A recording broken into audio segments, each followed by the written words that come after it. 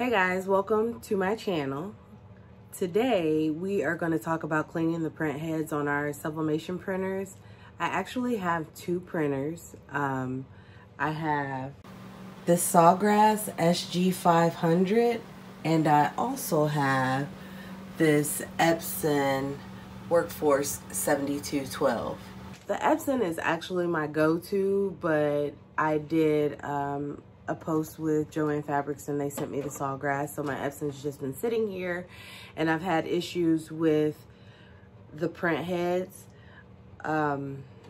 This is what my prints look like. So as you can see, I'm not getting any of the magenta, blue, or yellow. So we're gonna try a couple things. We're going to try priming and also purging the ink, and I'm going to show you how to do each of those.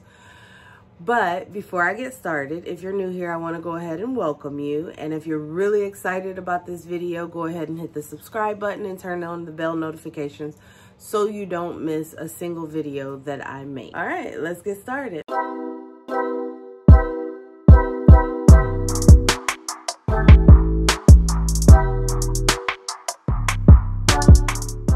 The first thing you would do, obviously, is your nozzle check. I've done several nozzle checks. Each one of them got a little better, but none of them were the way they should be. I've had this printer for probably, I want to say 5 years. So it is my go-to because I can print up to 13 by 19. And I like doing larger prints. So the first thing we're going to do is remove all of this stuff. The first thing we're going to do is prime it. And to do that, you're going to need a little medicine dropper. My medicine dropper came with this tube. So the first thing you're going to do is you're going to go into your settings on your printer, go down to maintenance, and then down to ink cartridge replacement and click OK. When it tells you to open the print cover, and at this point you can unplug the machine. And we're unplugging it because we need for this to move back and forth. Grab a paper towel. And I have it, it's folded in half, and then I'm gonna fold it into thirds also. All right, so I had to set everything really weird so that you could see down in it, into my printer because of the space that I'm in, that my printer sits in. But take your paper towel and fold it into thirds, and then you're gonna just sit your paper towel down in there. Now, we're going to grab our medicine dropper, fill it with air, and stick it right in that air hole, and then just push.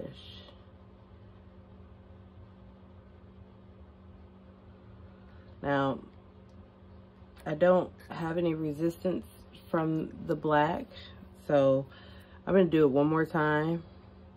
So the black must be primed pretty good already. So let's go ahead and do the cyan. And you don't want to pull back while you're on there either.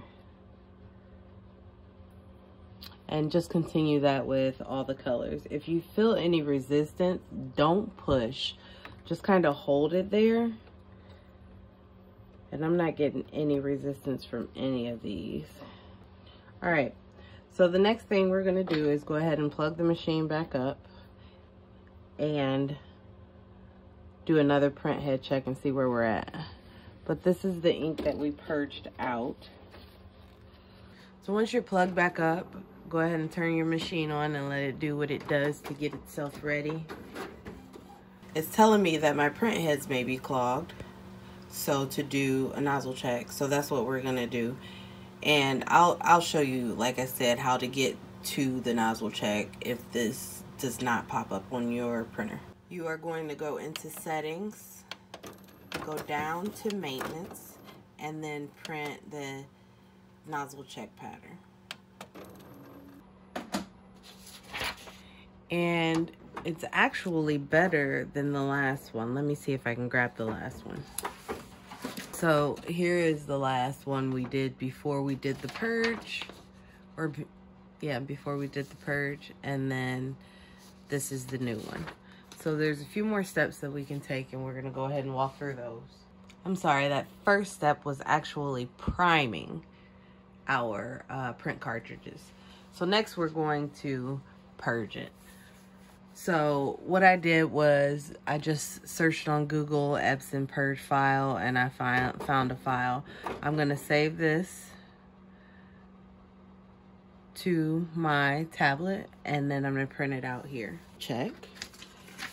The one prior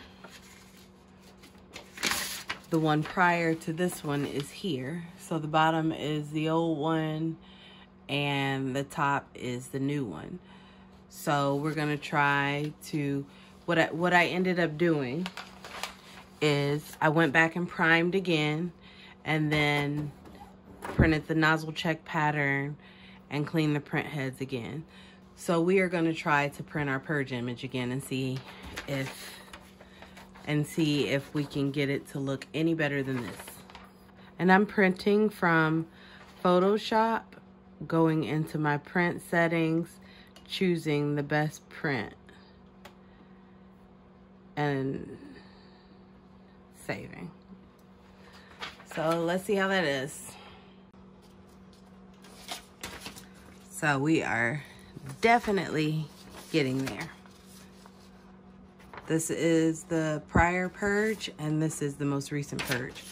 So all I'm gonna do now is I'm gonna run it through a clean print head settings, or I'm gonna run it through a clean print head and then print another nozzle check.